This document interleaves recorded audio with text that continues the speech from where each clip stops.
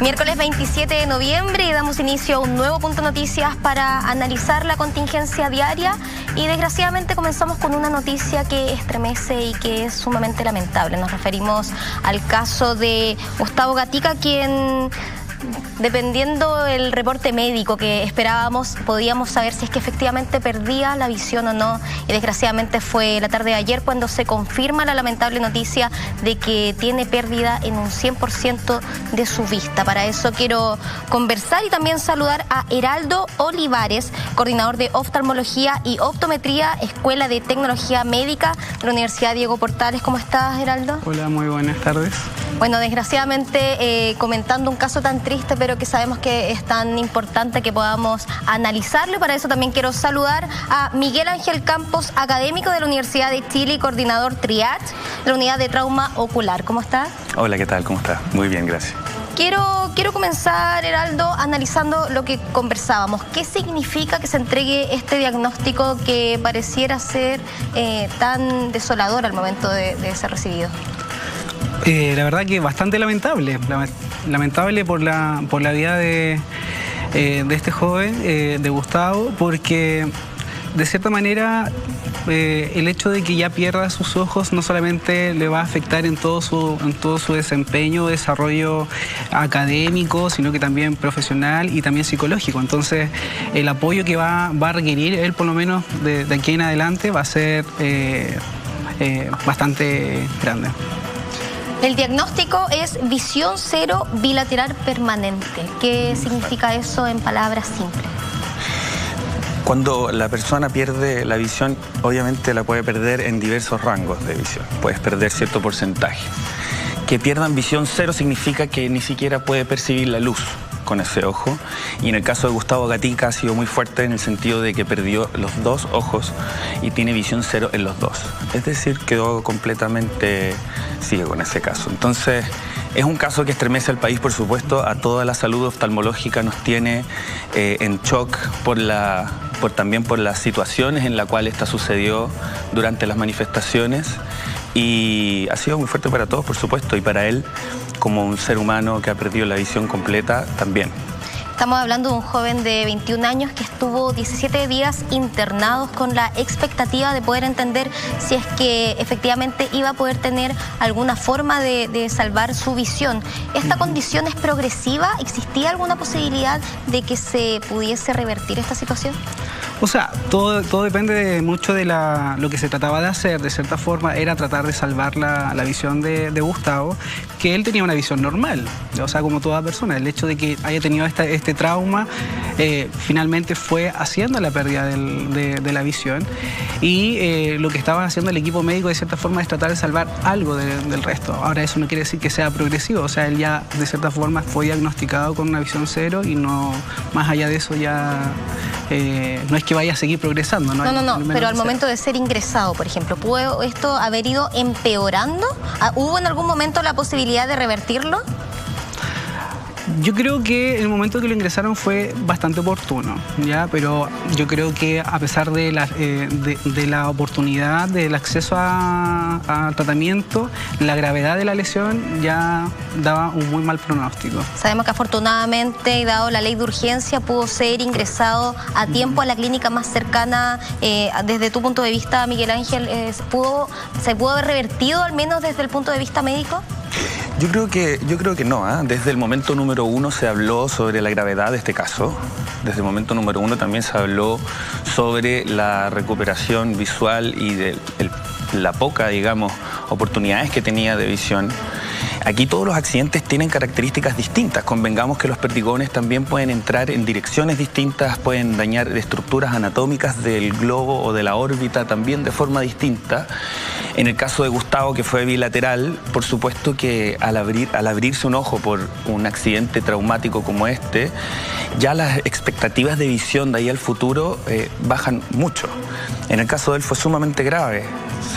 por lo que entiendo, se trató de armar, de volver a estructurar la anatomía del globo ocular, pero la situación era muy desastrosa en ese sentido.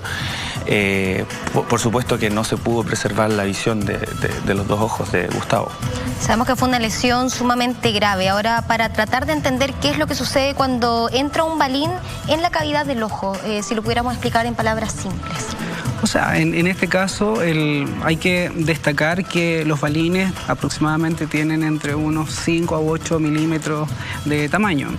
Esto, al impactar el globo ocular, dependiendo también de la distancia que se ha disparado, va a tener una cierta fuerza. Esa fuerza obviamente se va en contra del globo ocular, que mantiene cierta estructura, cierta presión intraocular, que al ser impactada con este balín, lo que va a hacer de cierta forma, si lo vemos como energías que se contraponen, que genere, como en este caso vence de cierta forma el balín, el ojo finalmente termina como estallando, o sea, sale todo el contenido que tenía en su interior hacia el exterior. Ahora, ¿influye el material que contenga el balín? Por supuesto, por supuesto. Desde el momento número 1 se habló de balines de goma, decían en todos lados. Y la verdad es que cuando uno toma un balín, pesan un montón, son de un material parecido como al caucho, podría ser una aleación, que fue lo primero que dije los primeros días también. Algo metálico había, porque igual en los exámenes radiológicos brillaban como si hubiera metal en él. Entonces, ahora salió este informe de la Universidad de Chile donde habla de las características de este balín, que son un 20% goma y el otro resto son materiales parecidos al vidrio, e incluso hay un porcentaje ahí de plomo, que por lo demás está prohibido por la Organización Mundial de la Salud. Entonces, por ahí es algo que tendrán que investigar de aquí en el futuro. Sin duda que los perdigones y el material de que están hechos es muy importante, como tú decías. Si hubieran sido de goma a goma, probablemente rebotarían o causarían un hematoma, pero no penetrarían la piel, o quizás no podrían estallar un ojo, por ejemplo. Entonces, por ahí van a tener que investigar un poco más este tema en función de las responsabilidades que se tengan que asumir. Claro, entonces el componente de los balines en este momento es crucial y sabemos que fue un tema bastante discutido. Estamos conversando con Miguel Ángel Campos, académico de la Universidad de Chile y coordinador del TRIACH, de Unidad de Trauma Ocular, y también conversando con Heraldo Olivares, coordinador de Oftalmología y Optometría de la Escuela de Tecnología Médica de la Universidad Diego Portales. Estamos hablando de 232 casos de lesiones oculares a lo largo de Chile, al menos de eso se tiene reporte por parte del Instituto Nacional de Derechos Humanos, una cifra que sabemos que, además de ser alarmante, rompe todos los esquemas a nivel mundial. Y a raíz de eso, y hace solo un par de horas, es que la BBC Mundo entrega un informe donde se pregunta por qué tantos manifestantes alrededor del mundo están sufriendo lesiones en los ojos. ¿Qué opinas tú de estas cifras que son estremecedoras? O sea, partiendo principalmente por el tipo de material que están usando para evitar los disturbios, ¿ya? O sea, el hecho de que se considere que el balín necesario para el uso de las escopetas antidisturbios, como dijo Miguel Ángel, tienen un contenido obviamente que afecta, o al impactar sobre el ojo genera la perforación. Si eso hubiese sido, por ejemplo, porque lo que he leído, que incluso existen de goma y de silicona, que existen otro tipo de materiales que podrían ser estos balines. Quizá hubiese sido todo totalmente diferente. Entonces, ver esta situación... En el caso de Gustavo, por ejemplo, si es que el contenido hubiese sido... no hubiese contenido plomo ni los otros contenidos que se han discutido tanto. Lo más probable es que no hubiese sido perforante. Lo más probable es que hubiese recibido un trauma ocular, pero en este caso no sería abierto, sino que sería cerrado. ¿Ya? ¿Qué quiere decir eso? Que dentro de las clasificaciones de trauma ocular tenemos varias clasificaciones. Dentro de ellas son las abiertas, en donde el ojo está perforado de cierta forma. Y en el caso de los cerrados es solamente un golpe contuso sobre la superficie. Obviamente que igual genera ciertos daños, pero no quizás el nivel de daño que genera un trauma ocular abierto. Nosotros tuvimos la posibilidad de ver al general Basaletti como frente a una cámara rompía un balín y demostraba que en el fondo no contenía plomo adentro, porque cuando se hablaba de contener plomo se pensó en algún momento que se referían a una parte contundente en el centro. Sin embargo, ustedes se refieren a que más allá de un metal sólido es este polvo el que podría ser sumamente letal al momento de ser impactado en un globo ocular. El plomo tiene diversas implicancias en la salud ocular y por eso fue prohibido. Producía ciertos tipos de anemias u otras enfermedades relacionadas al plomo, al contenido. Ahora, en ese momento los balines eran de plomo en un gran porcentaje. Aquí se encontró dentro del balín un porcentaje de plomo dentro de la configuración entera del balín. Si uno parte un balín no se ve el centro metálico en sí. Habría que también hacer una investigación un poquito más profunda de todos los balines que han impactado. Esto fue hecho en algunos. Todos miden alrededor de 5, hay unos un poquito más grandes, 6, 7 milímetros. Entonces, por ahí tendrán que clarificar bien la norma técnica de esta arma. Claro, y en el fondo especificar si es que existe un estándar a lo largo de todo Chile y no estas variaciones que podrían ser sumamente importantes al momento de tener casos tan lamentables. Quiero solamente poner sobre el tapete algunas de las cifras. Un informe de Amnistía donde las recoge y habla de daño deliberado. Acá sabemos que este informe fue rechazado por parte del gobierno. Sin embargo, hay muchos expertos en el área de la salud, precisamente ocular, que respaldan esto. ¿Ustedes podrían aseverar, Aldo, comenzando por ti, Heraldo? Bueno, yo la verdad que partiendo desde organismos nacionales como el Colegio Médico, la SOCHOF, todos ellos ya habían planteado, ya habían demostrado que habían ciertas alteraciones. Entonces me llama mucho la atención que llegando a esta instancia que tienen que esperar que existan organismos internacionales que vengan de cierta forma a decir que existe cierto daño y recién para que puedan hacer o limitar el uso de este tipo de armas es bastante complejo. Entonces yo personalmente pienso que tendrían que haber tomado decisiones de manera mucho más precoces. Miguel Ángel, este daño deliberado como lo entregó en el informe Amnistía, ¿tú lo compartes también? Lo comparto desde la experiencia propia, es decir, desde mi trabajo. Lo veo cada vez que hay una declaración desafortunada y hay masas de gente que vuelven a manifestarse, vuelven a llegar cada vez más personas con heridas oculares. Solo en nuestra unidad, en el Hospital de Salvador, ya llevamos alrededor de 250 personas. Hay que contemplar que hay que sumarse a los 250 pacientes, personas afectadas en los ojos. Afectadas por trauma ocular. ¿Solo en el Hospital Salvador? Por la contingencia. De esos, alrededor de un 75%, por ejemplo, son balines. Hay otros tipos de trauma ocular relacionados, con bombas lacrimógenas, con el mismo chorro de agua que tira el carro lanzaguas, por ejemplo, algunos tipos de agresión también. Entonces, claro, estamos reuniendo todo un número, que son alrededor de 250 horas, y eso solo ahí. Tenemos que contemplar las clínicas privadas, otros hospitales de regiones en Chile. Vamos a tener un número que si en la medida en que las manifestaciones sigan, va a ir subiendo. Entonces no me extraña lo que dijo Amnistía Internacional en ese aspecto. Desde la experiencia y también considerando que te encuentras en uno de los centros asistenciales públicos más cercanos a donde se ha desarrollado principalmente este tipo de manifestaciones, ¿puedes sentir que se ven colapsados por la gran cantidad de casos que llegan? La verdad es que sentimos en algún momento el colapso también de los otros centros de urgencia y llegaban los pacientes directamente las personas directamente desde Baquedano al hospital. Entonces por ahí agradezco a la Cruz Roja también y a los estudiantes de las carreras de la salud quienes traían a todos estos pacientes. Los primeros días fue caótico en ese sentido. Y claro, normalmente nosotros lo que tuvimos que hacer fue aumentar la dotación de oftalmólogos, por ejemplo. Se operó casi el doble o el triple de lo que normalmente operamos en la unidad de trauma. Así que tuvimos que dar abasto de alguna forma a la situación y a la contingencia del momento.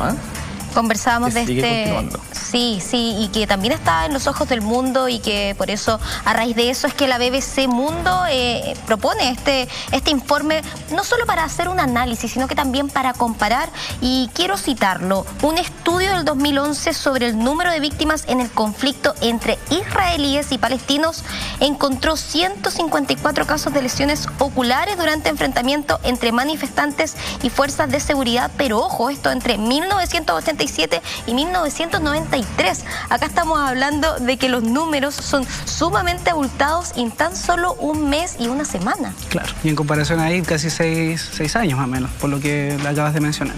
Sí, sin duda acá yo creo que si nos vemos la experiencia, como dijo Miguel Ángel, y lo que hemos visto en las noticias de cierta forma, ha habido un daño deliberado, ¿ya? O sea, realmente, y eso hay que dejarlo súper claro. Creo que lamentablemente es así, y compararlo con otros países, somos casi de cierta forma como un mal ejemplo frente a esta situación, y sobre todo de cómo nuestra policía de cierta forma trata a los manifestantes. Este reportaje dejó varios datos que llaman la atención y que son dignos de analizar. También dicen que en un trabajo presentado en el 2017, un equipo de investigadores de Estados Unidos que analizó más de 26 estudios realizados en todo el mundo desde 1990, observó que en la mayoría de los países no existe un requisito legal para que las fuerzas de orden público recopilen datos sobre lesiones causadas por proyectiles de impacto cinético, conocidas como KIP o balas de goma. ¿Qué significan impactos cinéticos? La verdad es que me imagino yo que tiene que ver con el lanzar algún tipo de proyectil, que se mueva en el aire y que pueda llegar y producir un daño irreversible. Me imagino que tiene que ver con eso lo que tú dices. Ahora, la información entregada llama bastante la atención, que no exista una cifra donde se pueda recopilar todo este tipo de daño. Claro, yo creo que, como decía mi colega aquí, de alguna forma estamos llevando los primeros lugares de daño ocular en Chile y yo creo en el mundo, y yo creo que esto tiene directa relación con la falta de protocolos en el uso de este tipo de armas.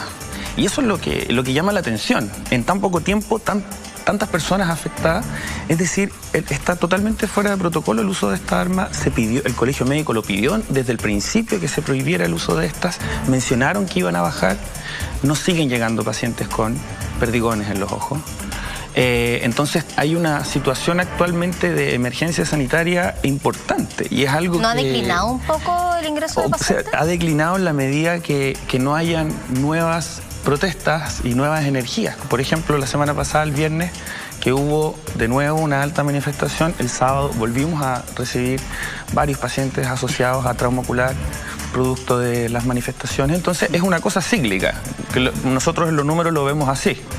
Estamos conversando con Miguel Ángel Campos, académico de la Universidad de Chile, y también con Heraldo Olivares, coordinador de oftalmología y optometría de la Escuela de Tecnología Médica de la Universidad Diego Portales. Para ir concluyendo un tema que es sumamente importante, sabemos que el Ministerio de Salud dio a conocer que iban a hacerse cargo en el fondo de este tipo de traumas con un programa de recuperación integral, lo que no solamente suponía especialistas en cada una de sus áreas, sino que también una red de apoyo tanto con psicólogos, con psiquiatras.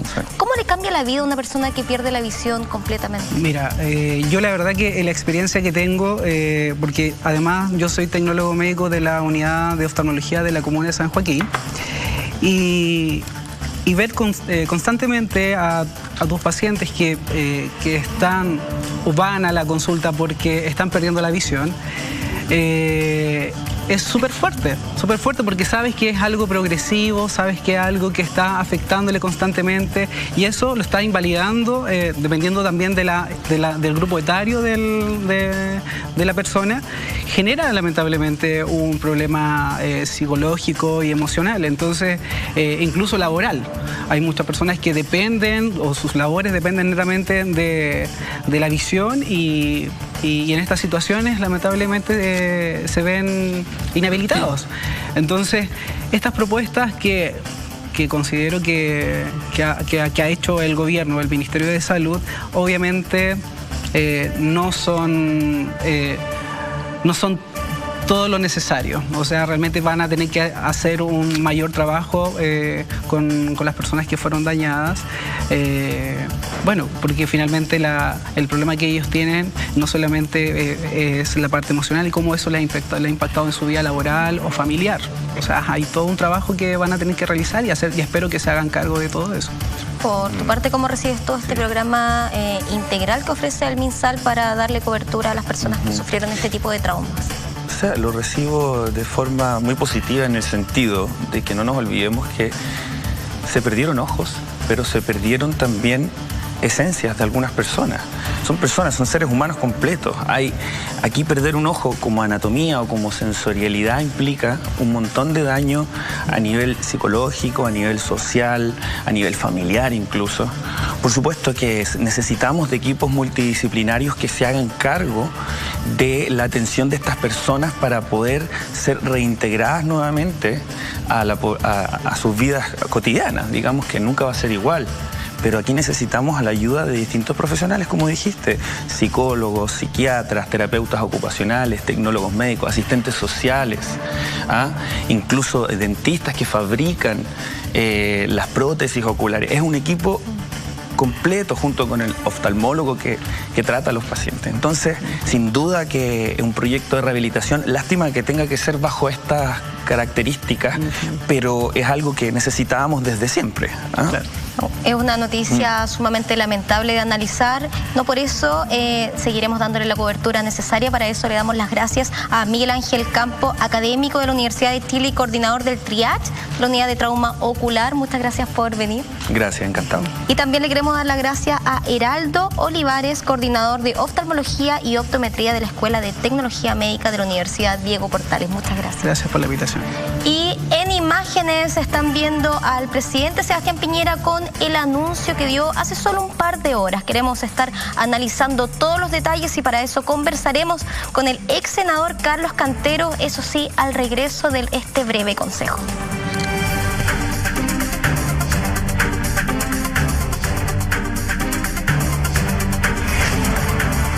Porque queremos estar siempre junto a ti, traemos la aplicación que cambiará la forma de estar comunicados. Interactúa con nosotros a través de la Red Play. Comienza tu día con nuestra compañía. Estés donde estés.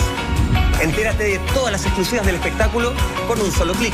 Infórmate, diviértete y danos tu opinión en esta nueva aplicación que creamos para estar más juntos. La Red Play nació para estar junto a ti. Descárgala y úsala. Ahora nos tienes en el bolsillo.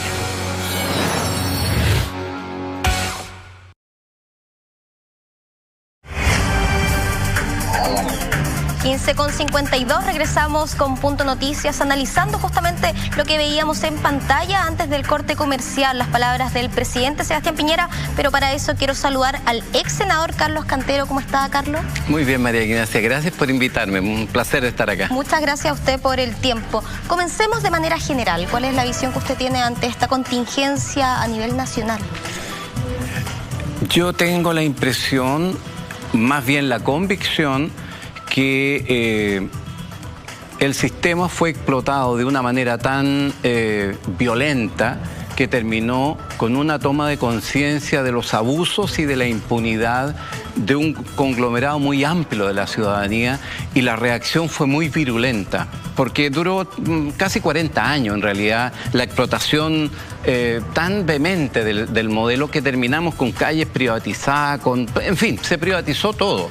Y la gente al final se dio cuenta que era casi un producto más en esta sociedad, que ya no era una sociedad con un enfoque de sociedad de mercado, sino que era un mercado abierto donde habían individuos, una cosa muy, muy violenta, un neoliberalismo llevado a un extremo muy brutal. Esa es la verdad. Ahora, cuando usted habla de estos 40 años de abuso, ¿se refiere al descontento de las personas en las marchas pacíficas o también se refiere a cuando vemos ataques que son de suma violencia, como por ejemplo los ataques incendiarios, también los saqueos? Lo que ocurre es que ahí yo distingo dos escenarios completamente distintos. Uno es esta campana de gente que fue subiendo hasta llegar casi 1,5 millones de personas en la calle, que reivindicaban legítimamente por los abusos y pedía políticas públicas con sentido social. Es decir, modificar el modelo de economía de mercado y ponerle el enfoque social de mercado. Eso es una cosa. Pero yo quiero decirle a las amigas y amigos auditores que este tipo de procesos es como el caballo de Troya. Dentro del caballo, del regalo, ¿verdad?, va una sorpresa que en este caso es una sorpresa muy negativa, como casi siempre es.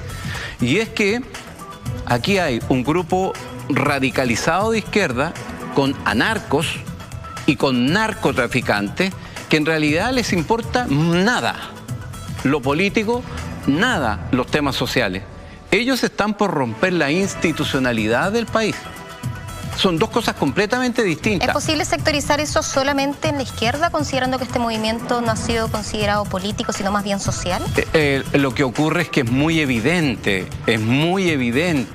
incluso es cuestión de mirar sus rayados. Es muy evidente que no es un sector... Lo que no quiere decir que en la derecha no haya también un aprovechamiento. O sea, cuando se produce una tensión polar, cuando se intenta polarizar la sociedad, que es lo que está ocurriendo en este momento, los extremos son los que se fortalecen y el centro finalmente es el que se debilita. Hoy día la gran mayoría que reivindica legítimamente, en realidad, más que estar contenta, está llena de miedos. No puede circular tranquila, no sabe cuál es el futuro que le va a tocar mañana cuando se desplace. Esa gran mayoría está con miedo. Son los extremos los que se benefician. Y en este caso, los que están rompiendo el orden y la seguridad en el país es precisamente los sectores más radicalizados, que no solo son de izquierda, yo diría incluso que minoritariamente de izquierda, porque esto es lo que yo llamo la anarquía, junto con los movimientos de narcotraficantes que las amigas y amigos auditores tienen que de una vez por todas entender que Chile dejó de ser el país limpio, impecable que teníamos y hoy día tenemos el narcotráfico en las poblaciones de todo este país. Y nosotros hipócritamente tratamos de tapar esta situación. Pero lo cierto es que hay sectores donde finalmente se impone la ley del narcotráfico y no la ley que tiene este país. Llama la atención que fue la misma ministra Carla Rubilar quien también comentó e hizo el vínculo con narcotraficantes. Ahora usted analizaba estos hechos de violencia y me gustaría que revisáramos también las palabras del presidente Sebastián Piñera, quien dijo basta de violencia hace solo un par de horas. La violencia está destruyendo sueños y proyectos de vida para muchas personas y para muchos emprendedores en nuestro país.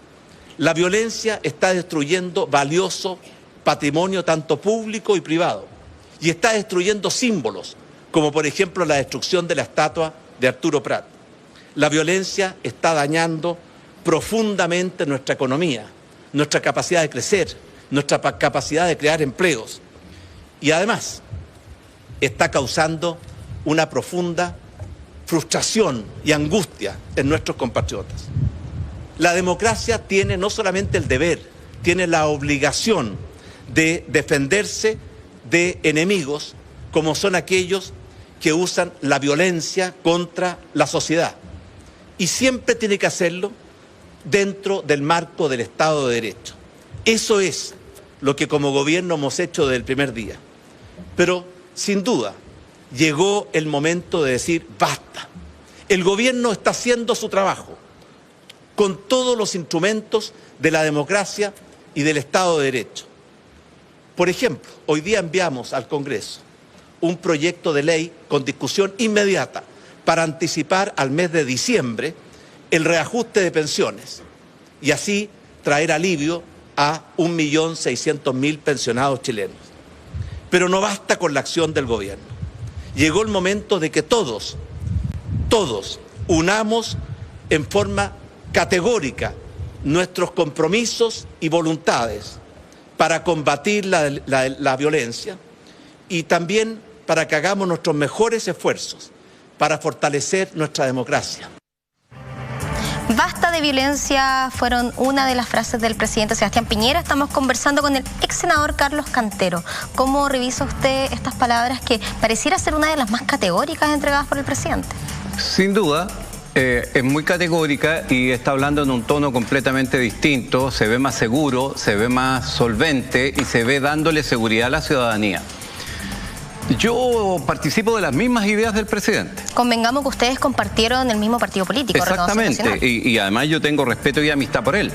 Pero tengo que decir como consejo al gobierno y al presidente que hace falta reconocer.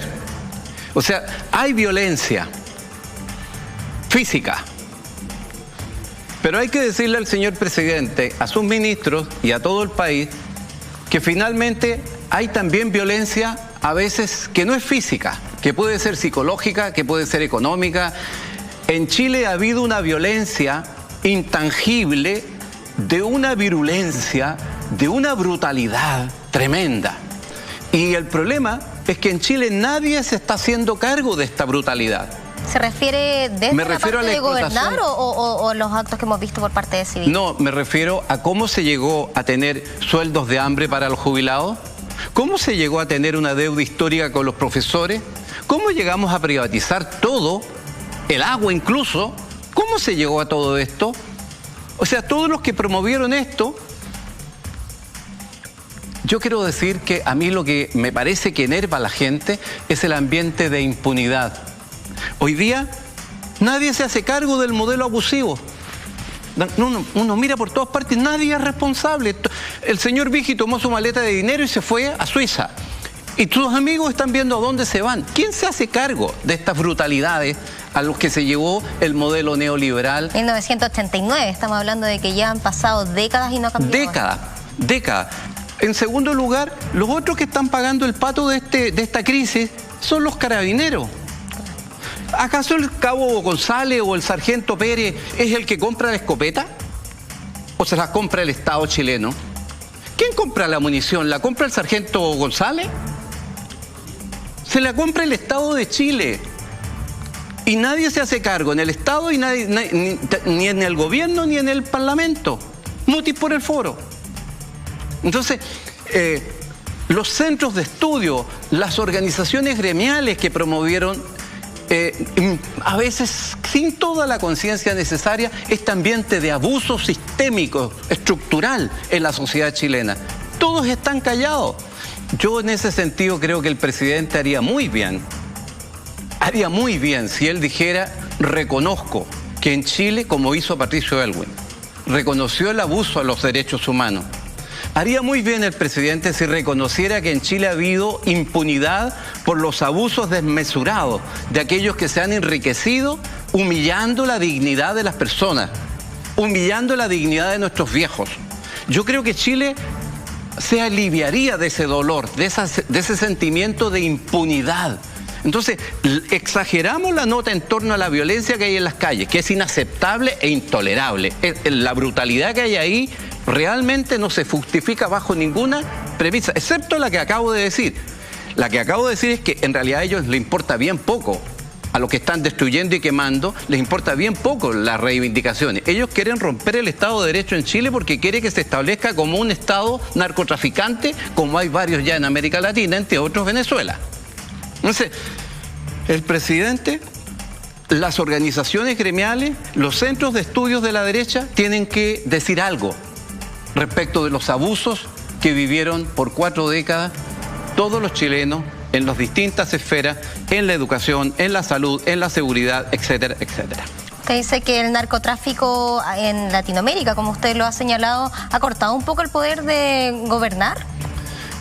¿Se ha inmiscuido en el poder en el fondo? Sin ninguna duda, Chile está ya, en mi opinión, con muy grave riesgo de la influencia del narcotráfico. Tanto es así que ya hay juicios en los tribunales porque hay partidos políticos vinculados al narcotráfico. Bueno, hace un tiempo se descubrió que un juez de la República se encontraba comprando justamente papelillos de cocaína. Y que hay en la estructura de un partido político que da lo mismo, porque aquí no es cuestión partidista. Lo que yo quiero decir es que ya el narcotráfico está influyendo en la política. Y muy pronto los financiamientos, por eso que es tan importante analizar esto con solvencia, con seguridad, con estudios. Muy pronto el narcotráfico será el que financie las campañas. Ahora, ¿esto cree usted que es responsabilidad desde el partido político en general? Porque pareciera ser que el presidente Sebastián Piñera aparece pidiendo un orden público. Sin embargo, usted habla de estos 40 años. ¿Estamos hablando que es la clase política en general la responsable de todo lo que está sucediendo? ¿O se lo adjudica al gobierno de turno? No. El presidente Piñera le tocó la mala suerte y además él formó un mal equipo de gobierno. Y le pasó la primera vez y vuelve a repetir el mismo error de armar un mal equipo de gobierno. ¿Hace la crítica usted entonces al gabinete actual e incluso sin duda, después de los cambios? Hubo problemas de constitución de gabinete. Bueno, y todo el mundo habla, si hagámonos cargo de la realidad. Un diario de amplia circulación en el país habla de los primos, otro habla de la empresa familiar que radica en La Moneda. Hagámonos cargo de estas cosas. Se refiere Él se equivocó. a la infografía que presentó el diario La Tercera el fin de semana pasado. Entonces, ha habido un mal equipo ahí y eso ha generado muy mal olfato político.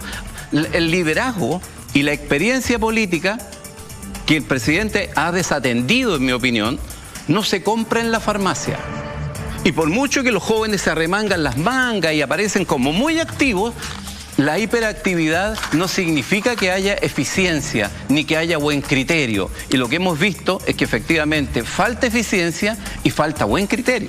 Y el presidente haría muy bien en modigerar este énfasis de nepotismo y poner gente competente en los cargos. Y es más, si en mí dependiera, si yo tuviera que hacerle un consejo al presidente de la República, ¿qué le sugeriría? Querido presidente, usted tiene durante 5 semanas al país en el caos. Renunció a proteger las normas constitucionales que dicen que usted tiene la responsabilidad de garantizar orden y seguridad a los chilenos. Eso está en riesgo.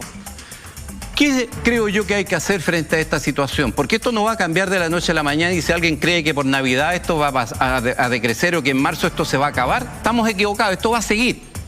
¿Qué es lo que hay que hacer en consecuencia? Hay que pensar en un gobierno de unidad nacional. ¿En torno a qué? En torno al orden, en torno a la seguridad, en torno al crecimiento económico y a la equidad. Devolverle a la gente. Esos 4 ejes debieran ser lo que constituya un enfoque de gobierno de unidad nacional. ¿Cuán amplio? Bueno, tan amplio como... Esta mañana el presidente le entregó la responsabilidad al Congreso. Claro, pero en mi opinión eso no corresponde. Y le voy a decir por qué. Porque el gobierno y el Congreso están en la ilegitimidad. O sea, es mucha gente la que está rechazando. Es cuestión de mirar las encuestas. No sé, los políticos asumieron un rol como que ellos son la solución. Y la gente en la calle lo que está pensando es que ellos son el problema. Y durante muchos años no han dado buenas respuestas. Yo estuve en el Parlamento. Yo sé cómo funcionan estas cosas. Durante mucho tiempo se fue enfatizando el proceso privatizador hasta llegar a estos extremos en que la gente terminó repudiando el sistema. Entre paréntesis, déjeme decirle algo respecto de ese punto. Algunos dicen es que el sistema falló. El sistema no falló. Este sistema es al revés. Se le critica que genera mucho dinero. El problema es que se concentra en poco. Entonces, ¿en qué falló el sistema? El sistema no falló en la generación de dinero. ¿Pero el sistema de distribución? Efectivamente, el sistema falló porque algunos patudos sinvergüenza pensaron que se podían llevar la pelota para la casa y terminaron explotando y sobreendeudando a la sociedad chilena hasta llegar al colapso que hoy día tenemos. Estamos conversando con el ex senador Carlos Cantero y conversábamos de estos proyectos que el presidente Sebastián Piñera pidió que se pusiera de suma urgencia para ser discutido y quiero que me acompañe a revisarlos. Es por eso que hemos enviado al Congreso 4 proyectos de ley. Algunos están en el Congreso desde hace ya más de un año y que son absolutamente necesarios. Entre ellos, el proyecto anti-encapuchados, el proyecto anti-saqueos, el proyecto anti-barricadas y el reciente proyecto que permite a nuestras Fuerzas Armadas proteger la infraestructura crítica de nuestro país y liberar a cientos de carabineros para que puedan cumplir su labor de proteger el orden público y la seguridad ciudadana. Estos proyectos son absolutamente urgentes y necesarios.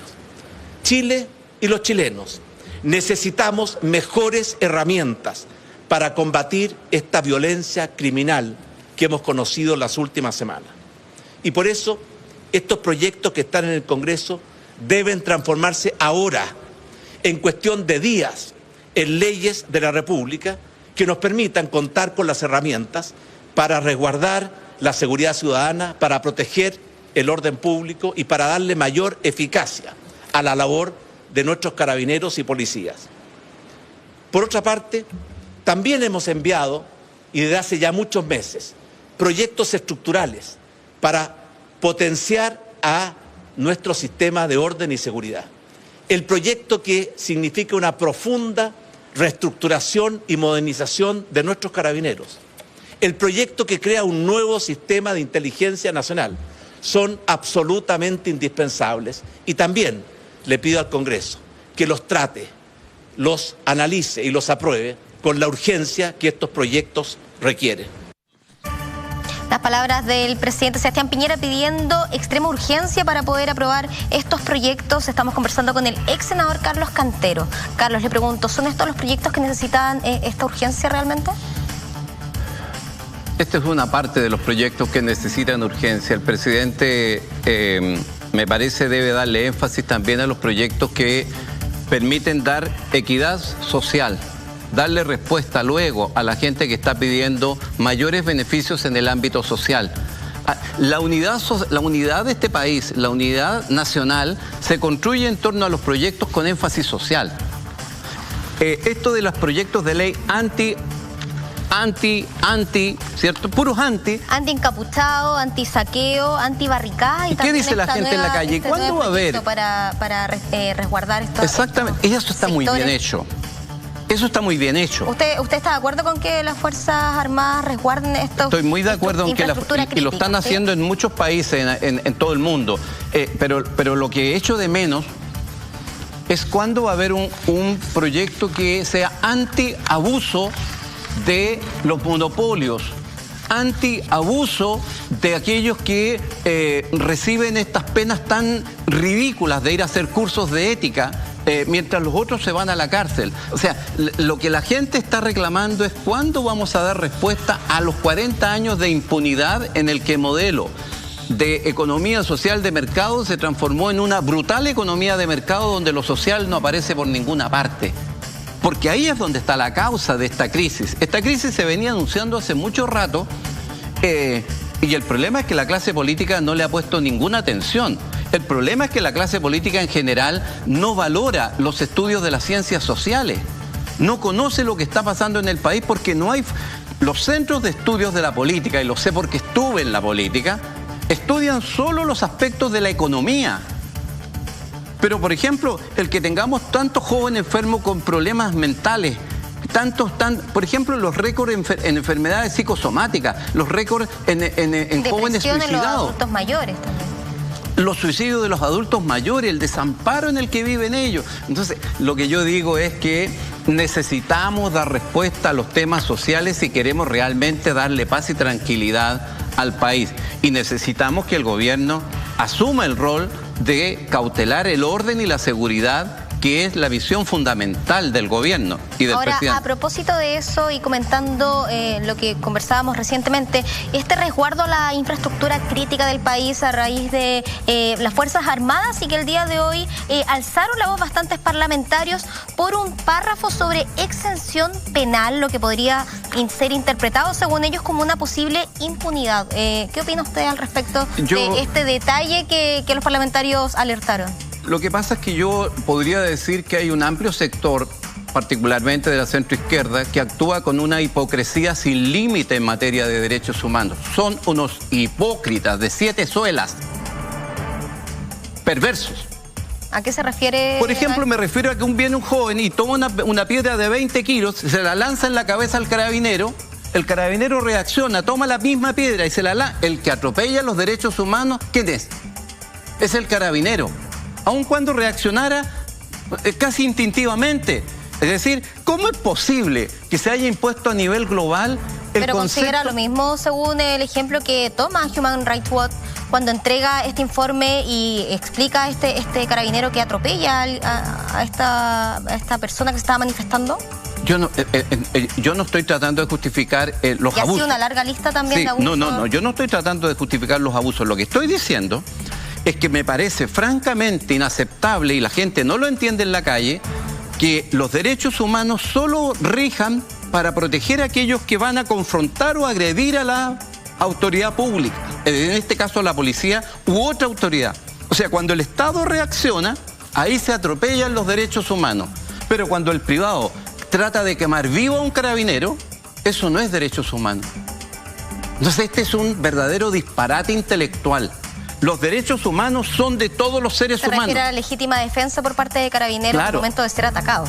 Y ahí lo que hay que entender es que hay que defender con la misma fuerza cuando se trata de derechos humanos respecto de cuando se atropellan derechos fundamentales. Porque cuando viene un civil y trata de quemar vivo a un carabinero, está atropellando los derechos fundamentales, que también son derechos humanos.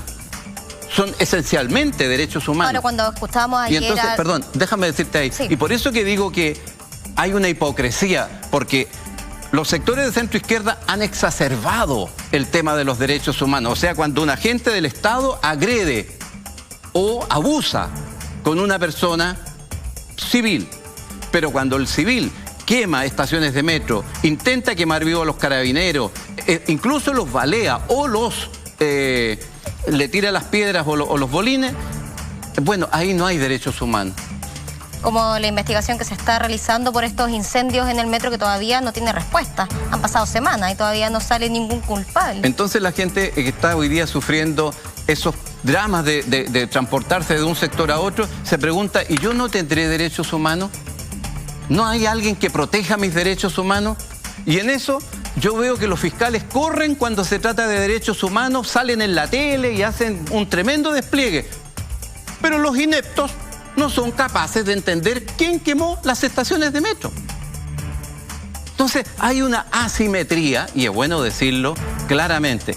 Y entonces, para que tengamos confianza en la justicia y para que tengamos confianza en los derechos humanos, lo que tiene que haber es una genuina, honesta, sincera preocupación por los derechos humanos de todos. Los derechos humanos no son para proteger a los izquierdistas que tratan de agredir el Estado. Los derechos humanos son para todos. José Miguel Vivanco, el día de ayer, cuando entregan este informe por los derechos humanos y sus violaciones, él dice que la idea de una democracia era mantener el orden social siempre cuando no se viole ningún derecho humano. En el fondo, es perfectamente posible, según su punto de vista, y que pareciera que es bastante similar a lo que usted plantea. En mi opinión, sí, y en mi opinión, además, las personas que están vinculadas a los derechos humanos pareciera que no se han hecho cargo de una realidad que hoy día es evidente en Chile.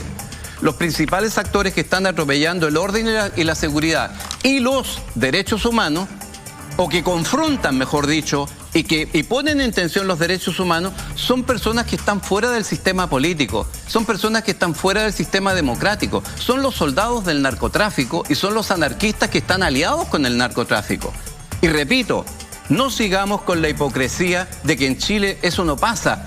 Esta barbarie, este absurdo, esta estupidez comunicacional que dice mató a niñas en la población no sé cuánto. ¿Y de cuándo de dónde surgieron las balas locas? Se refiere al terrible caso de Baltasar. Por ejemplo, ¿cierto? No hay balas locas. Hay narcotraficantes que se pelean los territorios, que se quitan la droga y que se balean entre ellos y terminan dañando. Entonces, ahí es donde yo digo, hace falta en Chile que nuestra institucionalidad, el poder ejecutivo, el poder legislativo y el poder judicial, asumamos todos, también la sociedad civil como somos nosotros, un compromiso de genuina, yo diría, de genuina voluntad de avanzar en el respeto mutuo. Usted dice, nos hacemos responsables. Se refiere a que usted fue senador de la República. Precisamente, ¿qué hizo usted para combatir el narcotráfico? Me refiero a usted, su bancada, su partido político. Sí, yo he sido quizás uno de los pioneros en decir, antes que yo fue Carlos Balcarce, en honor a la historia, fue primero Carlos Balcarce de Arica, quien en la década del 90 ya empezó a decir, en mi ciudad se está vendiendo la droga como si fueran calugas, se venden en las calles. Luego eso saltó de Arica al norte, ¿verdad? Y todos denunciábamos esto. Y yo llevo a lo menos 10 años diciendo que esto se está desplegando. Hoy día ya no es noticia, hoy día todo el mundo sabe que el narcotráfico se ha desplegado por todo Chile. ¿Cuál es la noticia?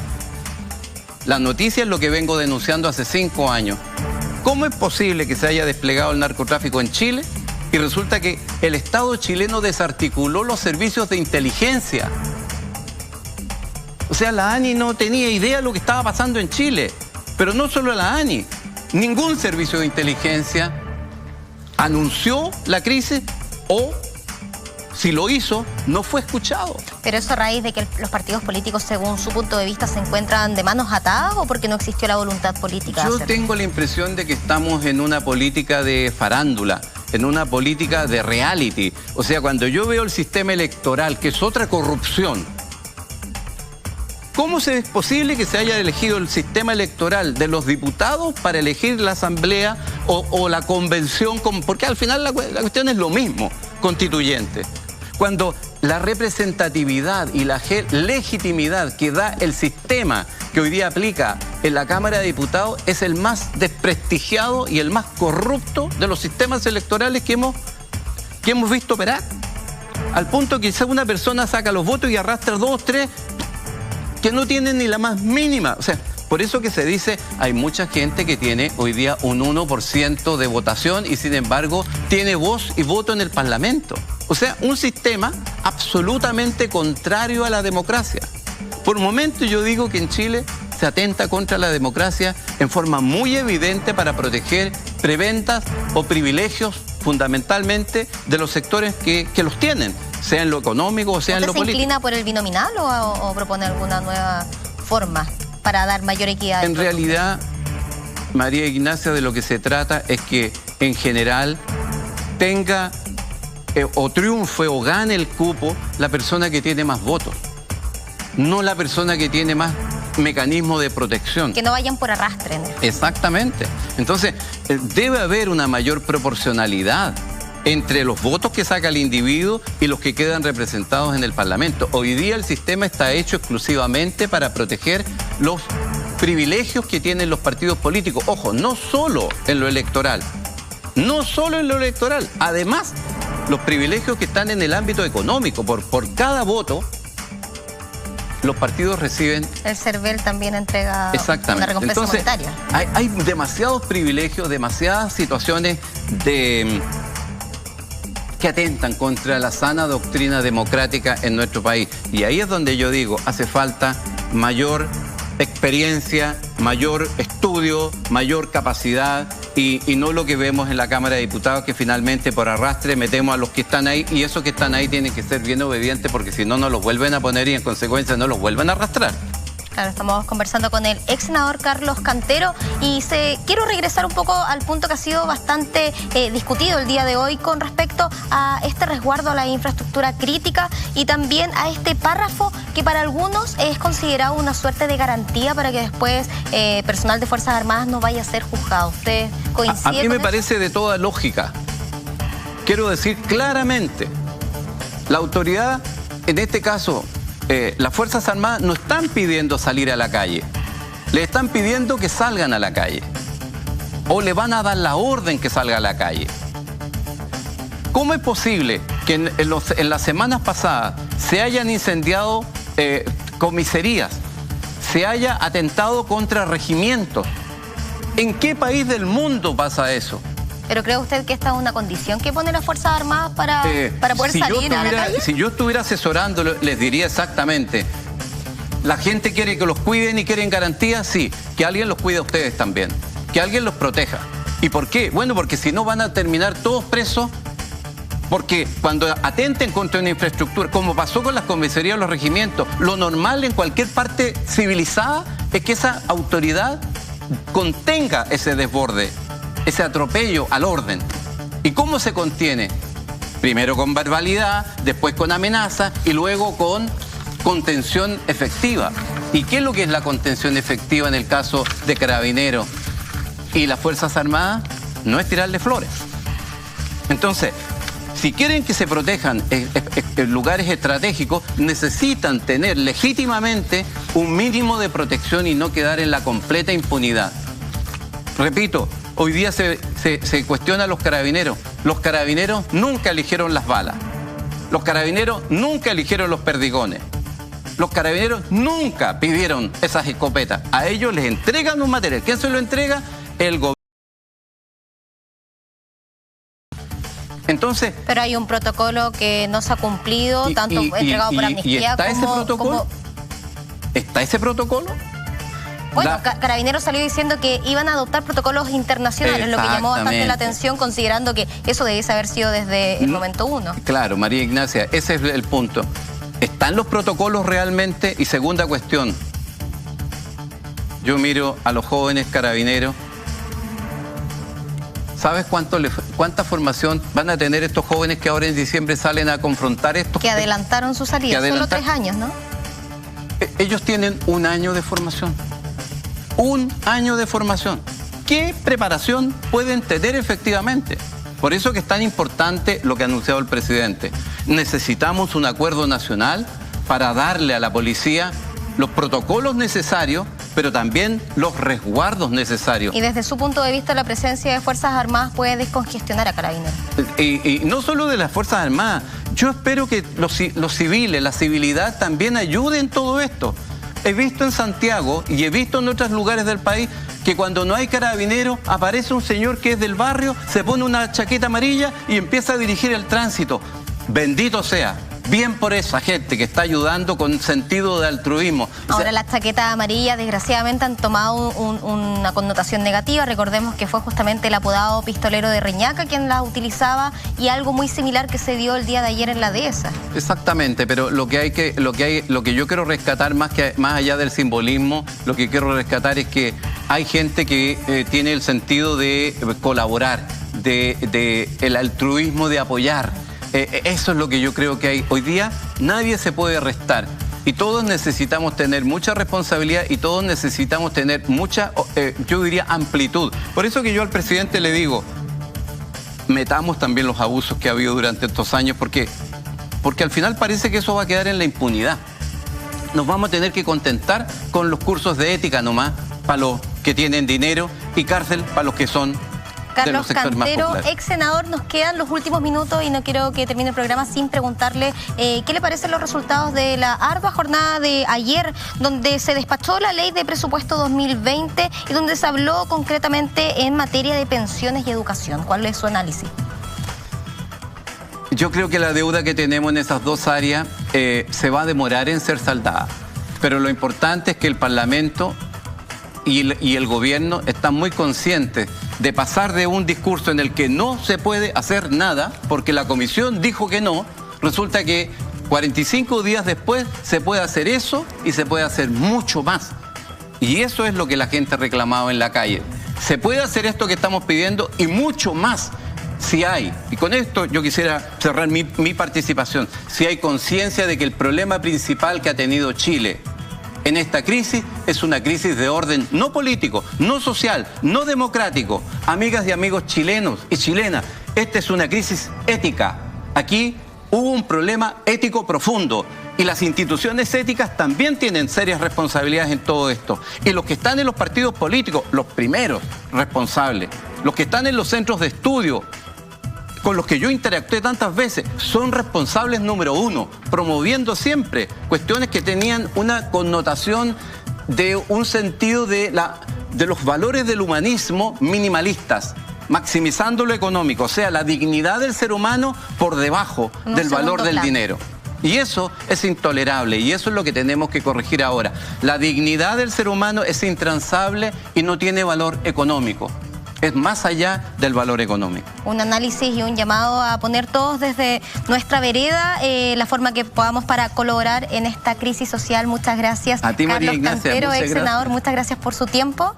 Encantado. Y más que hablar el ex senador, habló el geógrafo y habló el doctor en sociología. Y también el civil, que en estos momentos un una de las ciudadano voces más que quiere esperadas. ayudar. Bueno, se agradece también el tiempo a Carlos Cantero y no podemos terminar este programa sin entregar información sumamente relevante entregada por parte del Transantiago, quien informa que por temas de seguridad sus micros, también sus buses, van a estar dirigiéndose hacia sus respectivas rutas solo hasta las 20 horas. Lo informamos para que tome las precauciones en su desplazamiento y también para que pueda prever la forma de retorno a casa. Con esto queremos cerrar Punto Noticias. Regresamos mañana como todos los días a las 3:30 de la tarde.